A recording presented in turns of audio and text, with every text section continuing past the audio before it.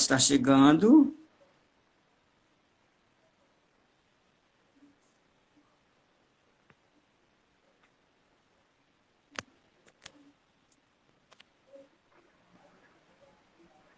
Boa noite, meu querido Hermes. Ah, Conseguimos. Bom, bom, certo. gente, estaremos aqui hoje com o Hermes, que é professor de teatro, é ator, tem um pé no sapateado também, né? Tenho os Ele dois é pés. pesquisador. E aí eu vou deixar que ele agora fale um pouco mais de quem é Hermes, né? É o cearense mais, o paraense mais cearense que eu conheço, né? E aí eu começo logo, Hermes, junto com a tua apresentação, te fazendo a seguinte pergunta: Hum. como surgiu a linguagem erótica? De onde é que veio a linguagem erótica? Com essa poesia erótica que ela tem, com todo esse mistério do erotismo. Como é que começa isso? Te apresenta e pode começar a conversar. A palavra é sua. Massa. Gente, boa noite. Boa noite a todas, a todos. Desculpa pela demora, a gente estava tentando aqui, mas enfim, deu certo. Obrigado pelo convite, Tom. Tom é um parceiro, um amigo queridíssimo. A gente se conhece do teatro já há mais de 10 anos, né, Tom? A gente fez Isso, uma isso. parceria incrível, divertidíssima no Ai, ficou espetáculo ótimo. também. Vocês estão me ouvindo bem? Tá tudo ok? Dá para ouvir legal? Eu acredito que eles estão. Gente, dá um retorno, vocês estão ouvindo bem? Certo. Enquanto isso, eu vou falando, né? Ó, a Ah, parte do mais cearense que cearense, eu deixo por tua conta, não falei isso, não. Mas eu me sinto muito bem acolhido aqui em Fortaleza, no Ceará, e acho que é está mais ótimo. cearense que paraense agora, né? Mas já vai fazer 14 anos que eu estou aqui e essa cidade me acolheu assim de um jeito maravilhoso. Vocês são encantadores demais. O cearense, o Ceará sabe receber a galera, sabe? Eu criei amigos assim que são minha família aqui, assim, isso é maravilhoso. Bom, Hermes Bastos, sou ator, sou do teatro, sou da literatura. Estou na pesquisa também, agora estou no mestrado, na UFC, mestrado em literatura comparada. Aí, com isso, eu vou, né, chegando nesse ponto do erotismo e até chegar na Ivana. Legal a pergunta. No final da minha graduação, eu tive contato com uma disciplina de... Opa! De tópicos de literatura em que o professor Cláudio Célio Rodrigues, ele trabalhava com a literatura erótica e já era assim, uma última disciplina para encerrar mesmo o curso. E eu tive esse contato e a partir daí ele, com os alunos dessa turma, criou o grupo de estudos da língua de Eros, o GELI. E desde 2016 a gente segue todo semestre estudando o erotismo e a pornografia na literatura, especialmente brasileira. Às vezes a gente tange por outras literaturas de fora. E baseado não, com suporte nas relações da psicanálise, dos interditos e do sagrado, né? O erotismo visto nessa perspectiva dentro da literatura brasileira e agora, de uns anos para cá, principalmente a contemporânea. E dentro desses estudos, o Claudio Célio vai trazendo várias referências, várias leituras para a gente, né, para ir conhecendo. Foi quando eu conheci ali, dentro do grupo, a Ivana Arruda Leite, que ele levou para a gente esse livro, que é o Falo de Mulher. É um livro de contos da Ivana. E eu me encantei, assim, de cara, porque primeiro pelo formato do livro, porque, deixa eu colocar aqui, em comparação com o outro, ele é um livro estreito, sabe? Ele é um livro comprido, então tem esse talo de flor, de planta aqui no meio. Então isso me chamou muita atenção já pela capa. Eu sou louco, pô, adoro capas de livros e tudo. E eu li, conheci, achei fantástica, né? Incrível, os contos dela são maravilhosos. Então, foi lá também que eu conheci a literatura da Fernanda Young. Fernanda Young, eu estou falando porque eu trabalho com a literatura das duas. Eu trabalho com os contos do livro Falo de Mulher, da Ivana Ruda Leite, isso no mestrado. E um romance da Fernanda Young, que é chamado O Pau, com essa capa incrível que eu acho. Ele é um recorte numa fotografia do Man Ray, então que ele pega esse busto, né, esse pescoço feminino, que tem essa dupla referência, digamos assim, né? E a Fernanda, eu já conheci a Fernanda de saia justa, de programas de TV, dos normais, né?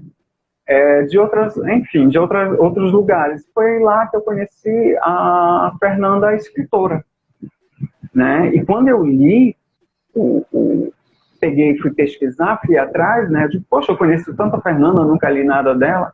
E quando eu dei de cara, tem um trecho disponível no site do Pau, que eu li, nossa, me encantei. E foi um percurso longo até juntar essas duas aí, e nisso eu faço uma relação do erotismo nos contos do Falo de Mulher e no romance do Pau, com relação ao feminino na psicanálise. Que aí, para a psicanálise, a relação de poder, principalmente no que tange, no que se referencia ao masculino, ele é chamado... tem a referência do pau, né? do homem, desse símbolo de poder, de força, de masculinidade. Então, e para a psicanálise a gente tem a relação do falo. Enfim, então eu pego esses conceitos de o que seria o falo de mulher, né? Para a psicanálise ela vai falar da relação de castração, freudiana e tudo mais, não vai entrar muito nisso agora que o nosso foco é outro aqui. Então eu estou trabalhando com os dois livros e fui conhecendo a obra das autoras, fui conhecendo, interagindo no Instagram, né, procurando outros materiais, até chegar, eu ganhei, especialmente eu ganhei da Ivana, que é o Poemas de Muito Longe, foi lançado em 2009, são poemas da Ivana, e é isso, cheguei na Ivana através desses estudos até a obra dela. Deixa eu só te cortar um pouquinho. O Stefano está falando assim, quando tu mostrou o primeiro livro da Ivana, né, que é mais estreitinho, aí ele disse assim, será que a gente pode perceber falo, símbolo do falo no próprio formato? Na forma, isso. Né? Estou pensando nisso também, porque as duas capas falam dessa relação fálica, né?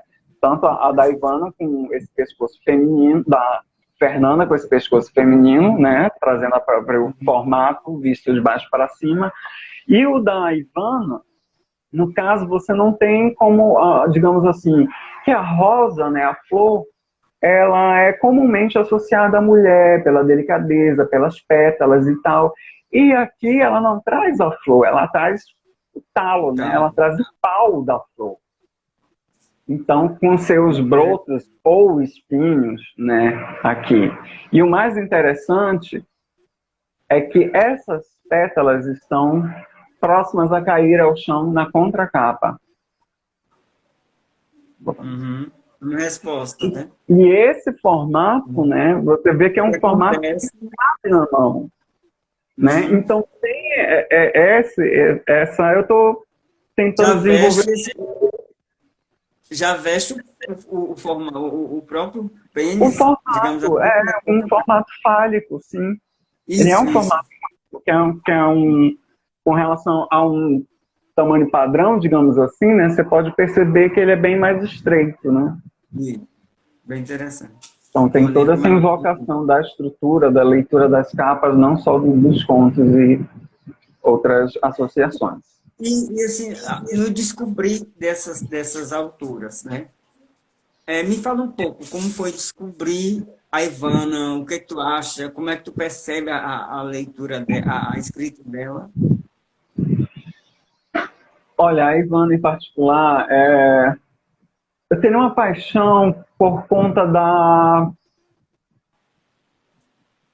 eu vou dizer simplicidade, mas é uma simplicidade que ela é muito ampla. Ela traz contos curtos, mas de referências e significações muito fortes, muito cotidianos, a relação do cotidiano dela. A Ivana, só falando um pouquinho mais, que eu quero chegar nessa característica também, ela teve um programa no Sesc Pinheiro, se não me engano, mas foi no Sesc, que era a cozinha da Doidivana. Né? Doidivana, como ela é chamada, também conhecida, temos o blog da Doidivana, quem puder depois, quiser mais informações a respeito da Ivana, você pode também ir no blog da Doidivana. E ela fazia receitas, né? Preparava uma comida ali com seu convidado e jornalistas, escritores, enfim, um super papo rolava ali, rolando, né, essa comida. E ela traz muito isso da culinária nos contos e na poesia dela. Né? E uma coisa que eu estava lendo também da relação da mulher e da cozinha. Né? Eu costumo chamar assim, comigo, eu digo que a poesia dela é uma poesia de cozinha. Porque sempre tem um elemento da cozinha, e não só pelo elemento da cozinha, mas que ela traz aquela questão da conversa, sabe? De você, vou preparar um almoço para os meus amigos, e a gente chega e cada um traz uma coisa, e a gente vai cozinhando e vai conversando, que é como acontece no programa, mas e aquela coisa vai acontecendo também, é da simplicidade, mas que gera uma afetividade muito grande. Né? E é interessante essa relação de cozinha com a relação em si da poesia erótica, porque, assim, aguça os sentidos, né? Quando você vai para a cozinha, você tem os cheiros, né? As sutilezas dos temperos, e aí a gente levando isso para o erótico, é bem isso também, né? Você prepara para alguém também, né? Você tem aquela coisa de se vestir, mas tem aquela coisa de preparar o prato, de criar a situação, de servir uma bebida, né? Como você falou do aroma, tem a questão do próprio comer, né?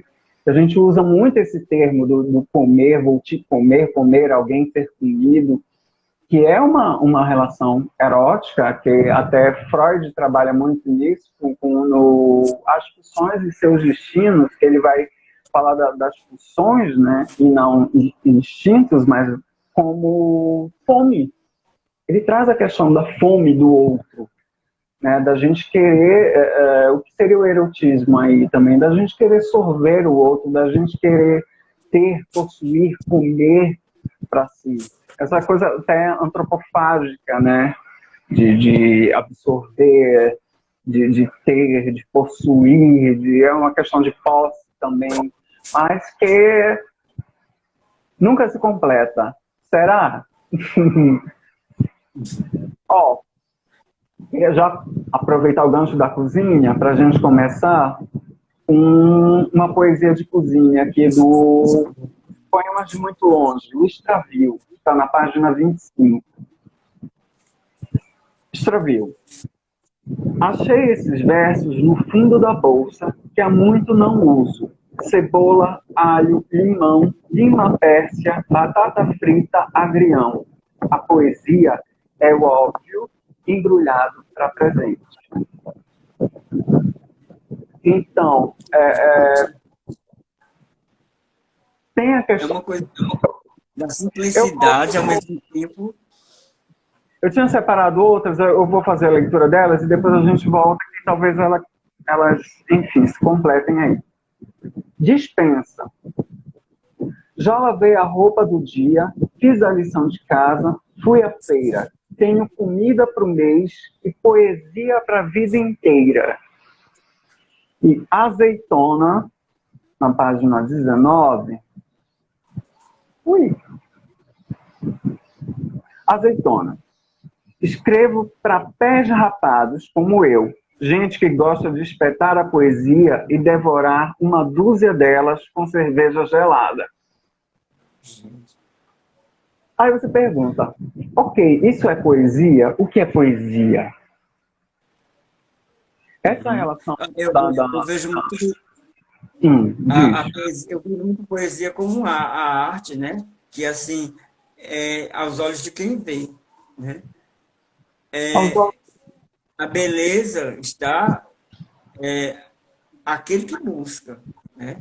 Então assim é muito interessante a relação dela, né? Dentro desse poema que ela traz a relação que a gente não sente nas palavras, mas você sente no sentido o erotismo por dentro. Uma coisa assim, bem eu acredito que não é qualquer um que vai ler e entender que o erotismo tá por trás das entrelinhas. Isso, e até mesmo na questão do fazer poético. Quando ela diz, eu acho uma coisa sensacional essa questão quando ela diz, escreva para pés rapados como eu, gente que gosta de espetar, mas ela espeta a poesia e devorar uma dúzia delas com cerveja gelada. Meu bem, a poesia ela está no boteco da esquina. A poesia ela está na rua, ela está na favela. A poesia está nas coisas simples da vida. Ela está no olhar, eu acho que no olhar, isso como você falou, no olhar que a gente dá para as coisas. E essa é a construção poética que eu vejo dentro da poesia da Ivana, sabe? De trazer o sentimento das relações, pegando por como diz a frase, pegar pelo estômago, né? Também de atrair pelo estômago, de comer pelo estômago. Você come visualmente, você come também para, né, saciar sua fome, e não só uma fome, você tem a fome de leitura, uma fome, enfim, né, que pode ser muito mais ampla. Então, qual é o lugar disso? Até eu estava, certo dia, eu posto alguns poemas dela, né, nos stories.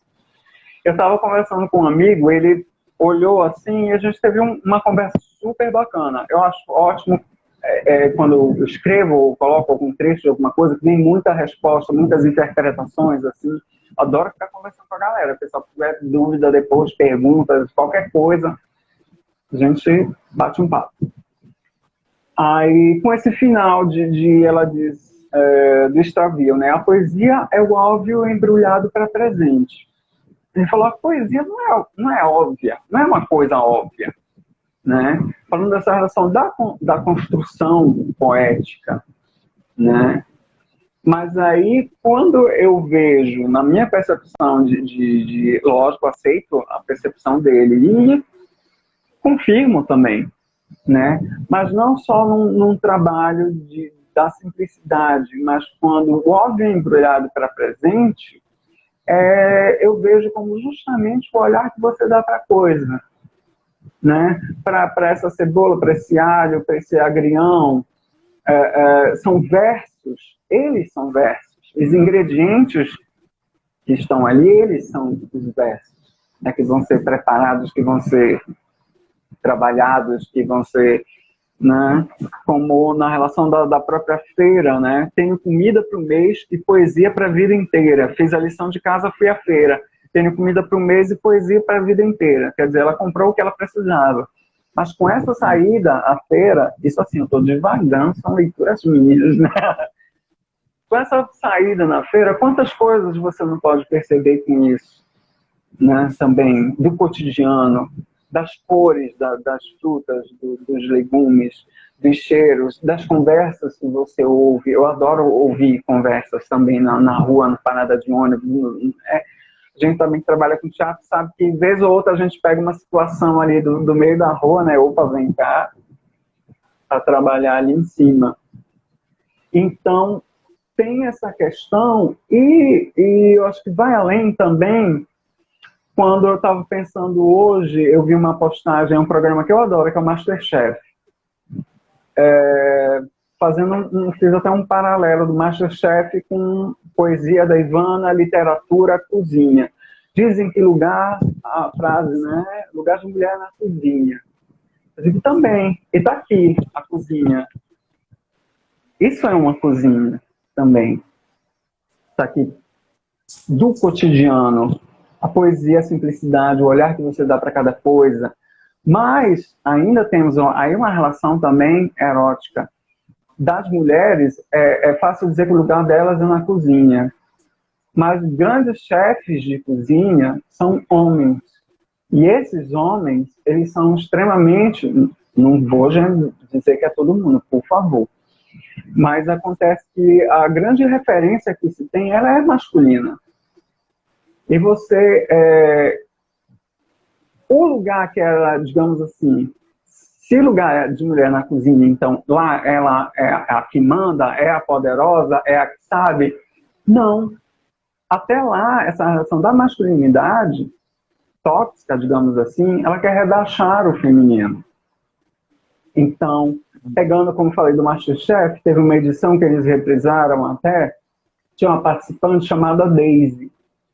Então, era, às vezes, dolorido assistir, enquanto a competição com os outros homens, o modo como eles tratavam ela, o modo como eles diminuíam por ser uma mulher na cozinha, sabe? Por ter uma outra pessoa, um outro concorrente que já havia sido o chefe dela.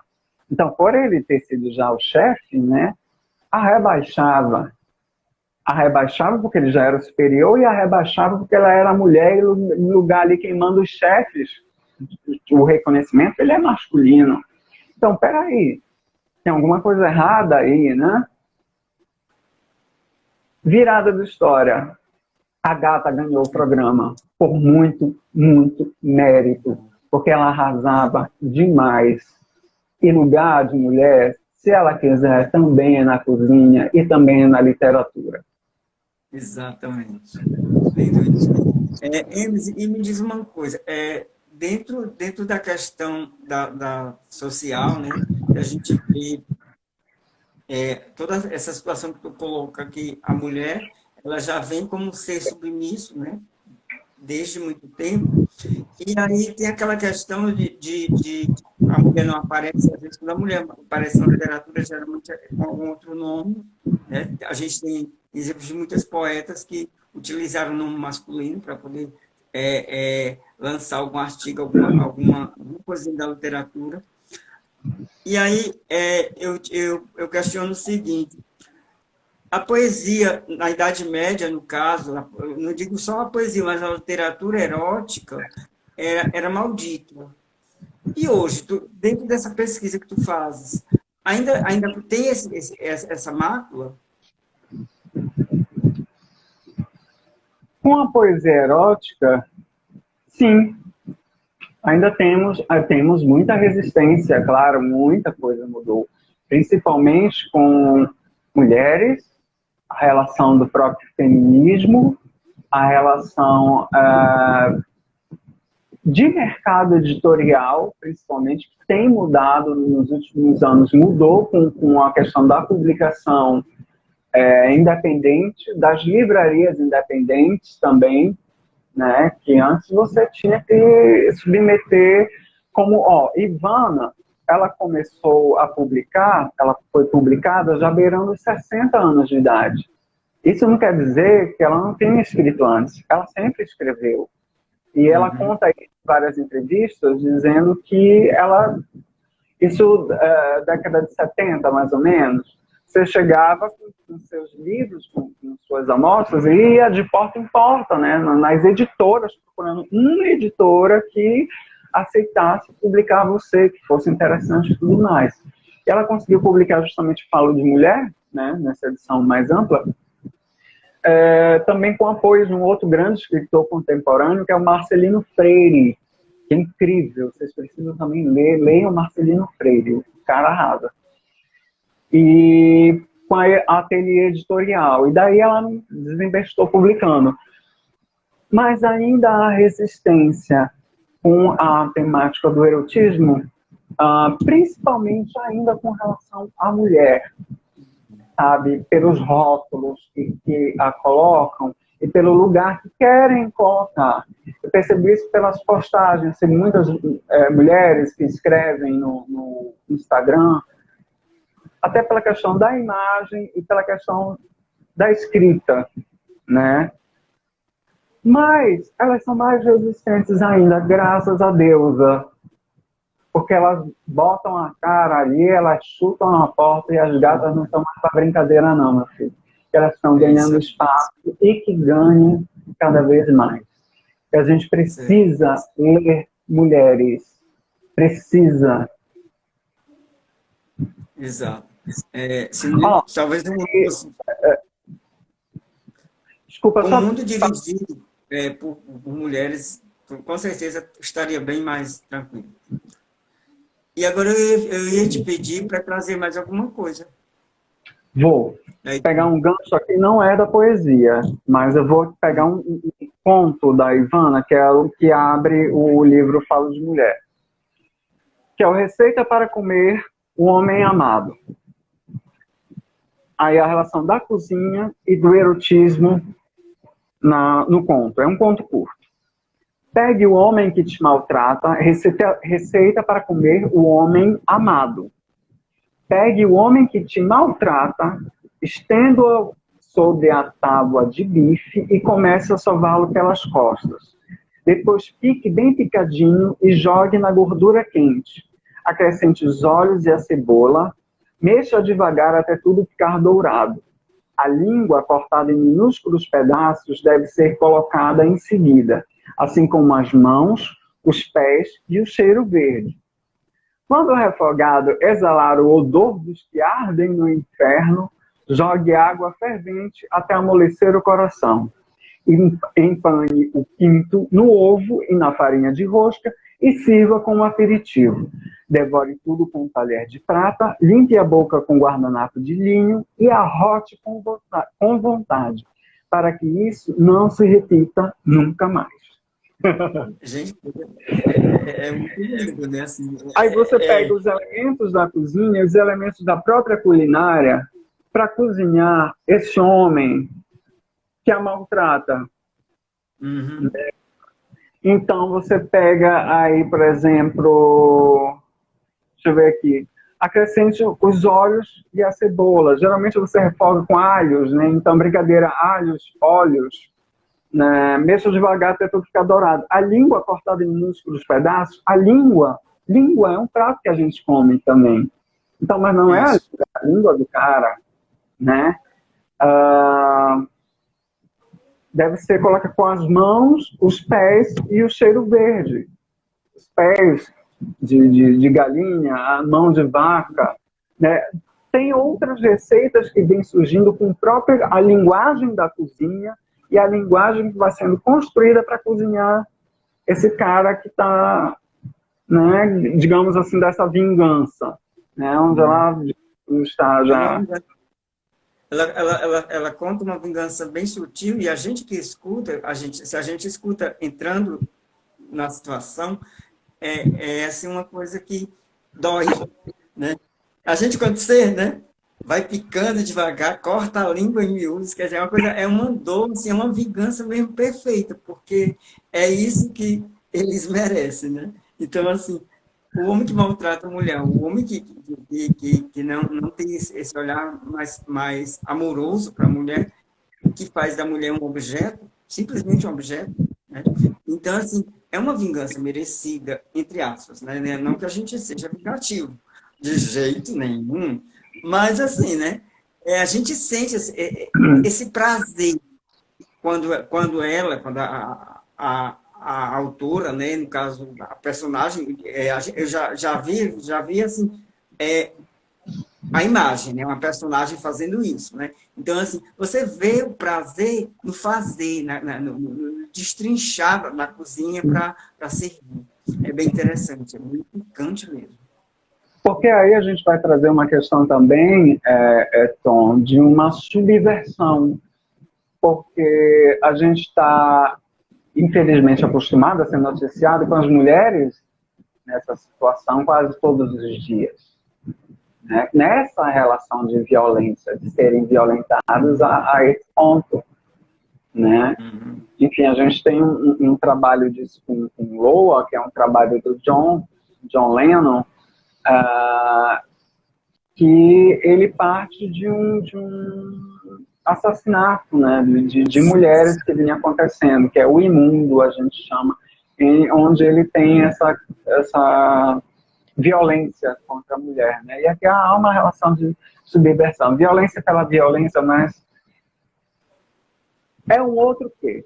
É um outro pensamento, é uma outra situação. Né?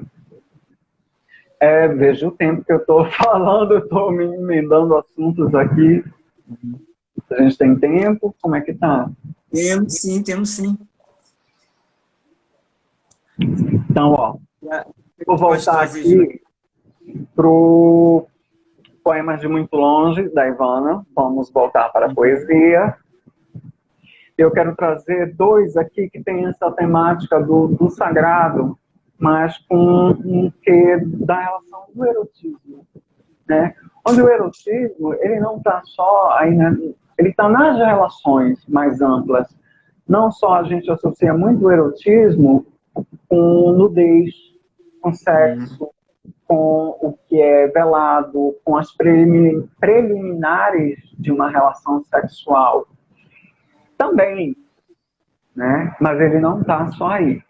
A gente tem aí do que a gente está discutindo, falando, a gente tem a relação de masculinidade e feminilidade, que é uma relação erótica. A gente tem a subversão do papel da mulher, tanto na cozinha quanto na literatura, com relação à publicação, né? E principalmente com relação à linguagem, né? O trabalho da linguagem para construir seus textos. Enfim, Sexta-feira da Paixão.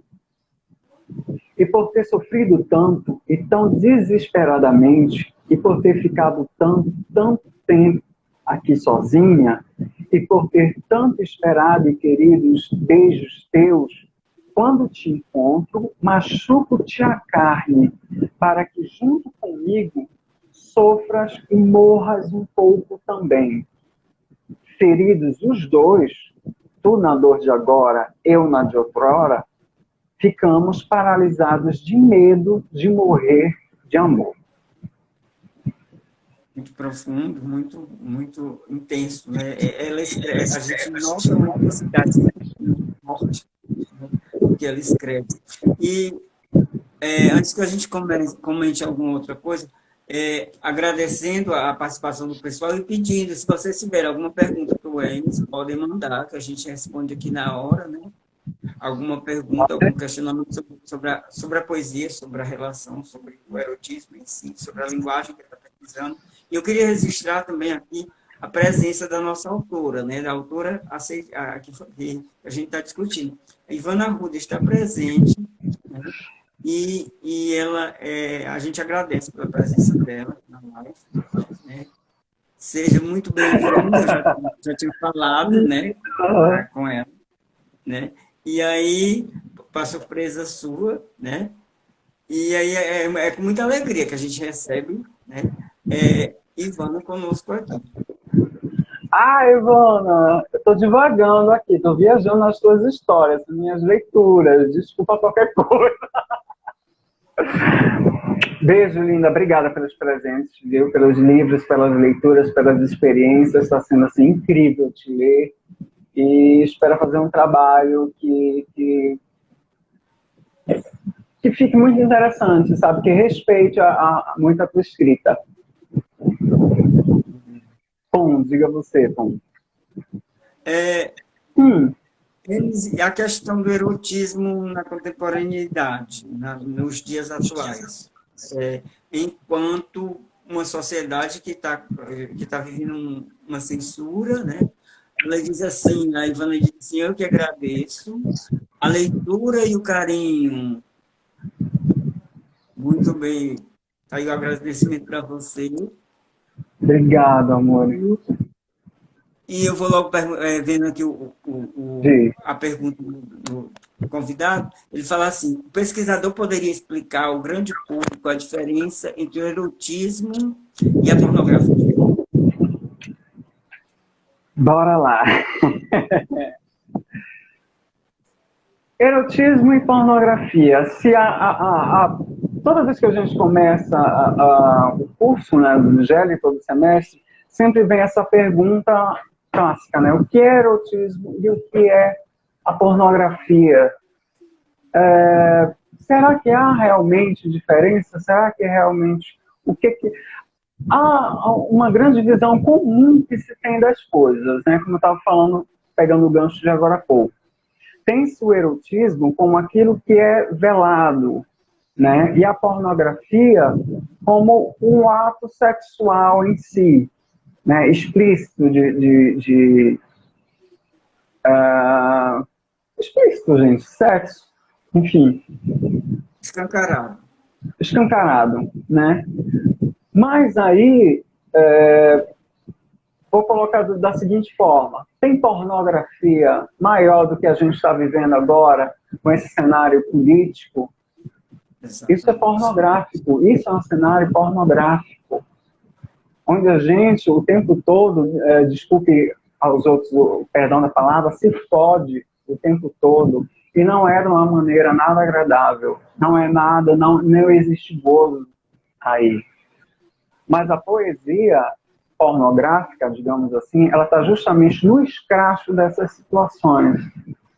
A pornografia na literatura, aí temos a Hilda Hilst, né, para falar dos nomes da pornografia, que eu acho também que ela ficaria, um dia desse estava relendo, vendo algumas coisas, saiu uma edição dela que é o Porno Chique, né, eu pensando assim, gente, ela deve ter um ódio disso, mas que reúne a trilogia dela obscena, como chama com a trilogia, no caso que inclui os poemas do Bufólicas. Mas Hilda escreveu poesia, textos eróticos, pornográficos, escrachando a relação do mercado editorial, escrachando a relação da exploração, do lugar, do que dizem que é lugar da mulher, de uma mulher que era conhecida como uma literatura sublime, e agora, de repente, ela deu para escrever putaria. São palavras só minhas, não. Então, deu para escrever putaria. Então, ela mesmo disse que ela queria ser lida, e para agora ela ia escrever putaria das grossas, né, a expressão dela. Então, para a literatura, talvez, e também não somente com relações, descrições de ato sexual, mas mais do que nunca, a pornografia está como escracho das relações políticas, sociais, educacionais também, e outras relações que possam surgir. E o erotismo, né, ele está nessa relação, aí a gente pegando a questão, só para a gente manter no clima aqui nosso, por exemplo, da comidinha, do comer, do prazer que a gente tem em comer, do prazer que a gente tem em comer o outro, do prazer que a gente tem em comer com os olhos, né, da relação das sensações, dos prazeres. Não sei se respondi, acabei, enfim. Mas não existe, o que eu posso dizer, não existe uma definição assim, é isso e aqui é isso, e as coisas não são separadas. Elas acabam se tangendo, se misturando, e nas intenções, nas linhas É interessante, a gente traz né? E quando ele fala, quando o Stefano fala aí sobre, pede essa definição de pornografia e de erotismo, e a gente entende que o erotismo de certa forma, digamos assim, a pornografia velada, uma coisa mais sutil. Pelo menos a nível social se vê mais isso, né? E a pornografia é algo mais escancarado. Aí eu volto à minha pergunta. Em tempos contemporâneos, como se dá a questão do erotismo e da pornografia? Em tempos em que você colocou muito bem, é pornográfico a vida, é a situação política que a gente vive. Mas, assim, para a grande massa, como pesquisador, como que tu vê isso? A relação dessa... Não sei, a relação das definições para a grande massa? Pornografia e erotismo. É mais ou menos isso que eu estava falando. Eu acho que o que é comum, né, é o que acaba sendo repassado.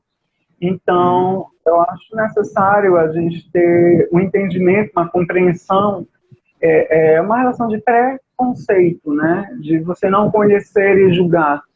Então, quando eu tenho uma informação e eu simplesmente repasso, né, talvez seria melhor eu ir a fundo do que só apontá-la e criticá-la. Né? A gente tem essa amplitude das relações eróticas e pornográficas, não só porque muito quando se fala de pornografia, se imagina logo filmes de sacanagem, né? E não é só isso. Também, mas não é só isso. Isso, exato. Não sei se te respondi. Não, foi perfeito.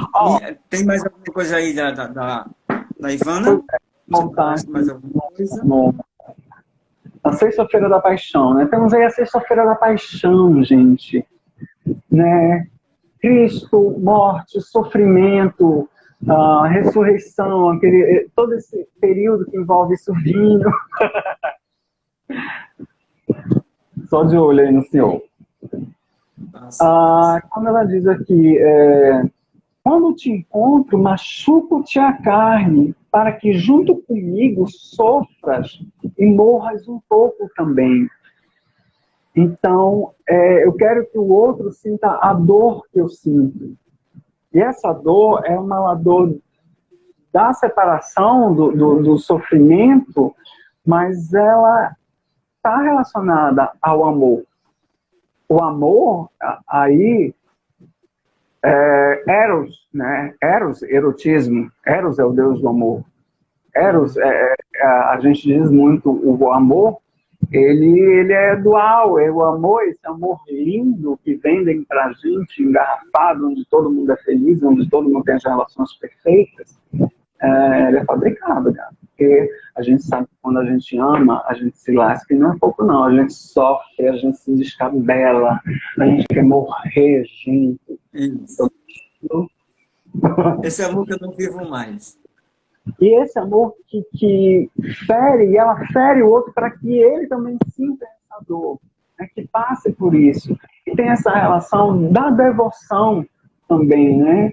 Isso, digamos, acontece, é uma sexta-feira da paixão, e a paixão, o que mais é se não essa relação de amor e dor, né, de penitência.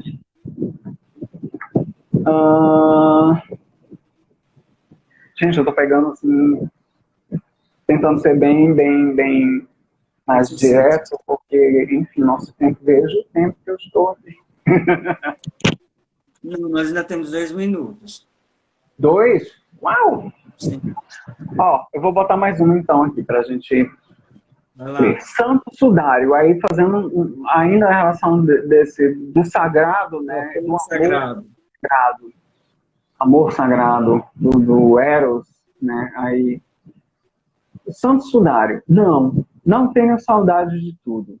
Tenho saudade da mão, dos gestos delicados da mão, do cheiro, do riso, da voz, do tom doce que usavas, quando querias me pedir desculpas. Tenho saudade das pequenas gentilezas, dos passeios de mãos dadas, da comida que fazias, do dorso nu, dos pés cruzados sobre a banqueta, do teu gosto musical, do apelido que tínhamos, das peças que me pregavas, Adoravas me fazer de boba. Não, não tenho saudade de tudo. Nem tudo o que vivemos deixou saudade. Mas essas pequenas coisas trago como escapulário. Gotas de sangue coagulado, lascas da cruz que carreguei, pedaços da túnica do Senhor que não volta mais. Então, essa dor que você se desfaz da pessoa e fica essa saudade, ficam coisas, ficam marcas. Né? Acho incrível quando as gotas de sangue coagulado, lascas da cruz que carreguei, né? de não tenho saudade de tudo. Então, isso foi uma cruz pesada aí para essa pessoa, de repente, que ela passou nas situações que não foram só essas boas, mas que essa relação do cheiro, do riso, da voz, do próprio toque na pele, né? Sensações de prazer e as sensações de desprazer nas lembranças também que ainda carregam, marcadas na alma, marcadas no sentimento, marcadas nas relações. Uhum. Lembrações. Eu vou te perguntar assim, uma última coisa. Enquanto pesquisador, a sociedade, nós, com relação ao erotismo, né, aquela coisa velada de pecado, de profanar, né, de buscar sempre o divino. Em relação a essa questão, nós somos hipócritas ainda? Ou nós estamos mais evoluídos no século XXI? Nós fazemos escondido, nós ainda comemos o outro, o marido da outra? Sim, demais. Eu acho que a gente tem mais do que exemplos aí escrachados, né? Lógico, não generalizando para todos, mas muitos casos de religiosos aí, de padres, de pastores, de pastoras que matam seus maridos, de pastores que assediam suas ovelhas, de padres também, e das próprias pessoas, né, com as suas interdições e com as suas falsas morais. E a relação eu estava lembrando uma coisa, só para pegando o gancho depois que eu li esses dois textos, né, que aí eu pensei assim, para amar a gente precisa ter fé. Depois que eu li, né, aí eu pensei assim, fé? Eu que ligo, né, eu digo fé. Para amar a gente precisa ter fé. A gente precisa acreditar. Eu digo, mas o amor é uma crença? Ele também é uma crença? Eu deixo essa pergunta aí para vocês. O amor também pode ser uma crença? O que é o amor-fé? O que é essa fé que arde, queima, tomai e comei? Este é o meu corpo. Tem coisa mais erótica que isso? Isso. Amém, senhores e senhoras. O próprio sangue, né? Exatamente. Eu sempre acreditei, mesmo nas minhas divagações, assim, mas eu sempre acreditei que o sagrado e o profano ainda vão se unir. Eu não consigo ver o sagrado longe do profano.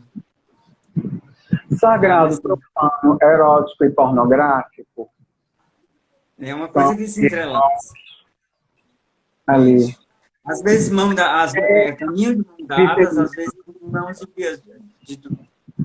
via de mão duplas. Né? Enfim, estamos finalizando, né? E aí eu quero te agradecer por esse momento maravilhoso, por ter te visto de novo. Fazia mais acho que uns 8 anos que a gente se via. Sempre que a gente não conversava assim, né? Sempre se curtindo, se comentando, assim, uma coisa tão rápida, né? Quando a gente podia, era uma correria. Aí agora a gente não pode, a gente está recluso, né? Enfim. Está recluso. Sinceramente, espero te ver de novo, né? Agora a gente pode trocar mais figurinhas. Me interessou muito essa história da pesquisa. Tá? Depois a gente conversa igual. Uma coisa bem superficial, né, com relação ao tema. Com relação ao tempo também não dá para a gente aprofundar tantas coisas, mas quem tiver interesse em bater esse papo, a gente estou aberto e a gente vai desenrolando mais coisas. juntos. Uhum. E agradecer a todos que estiveram conosco essa noite, a Ivan, que nos deu essa honra. E agora eu passo para você as suas considerações finais com relação à nossa conversa. Gente, eu só te agradecer também pelo convite, estar aqui falando, dividindo esse momento também, né? E agradecer. E que venham perguntas, venham. Tem uma frase de um amigo nosso, Cláudio Ivo, que ele diz, que eu lembrei agora a gente falando de amor, né? Desse amor erótico, ele diz assim: menos amém e mais amém. Isso. Amém. Vão para a vida, vão viver, sejam felizes, vão gozar, meu povo. Mais prazer e menos dor. Né? Leiam mulheres, leiam Ivana Arruda Leite, leiam Fernando Young e se joguem. Muito bom. Muito obrigado mais uma vez, querido. Beijo. Obrigado, gente. Muitas saudades tuas. Tá todo mundo. Obrigado a todos que estiveram conosco. Não sai agora não, que eu vou tentar fazer uma fotinha nossa. Ai. Às vezes me encontro, só se ajeitar aí, pintar os cabelos, recorta o melhor lado.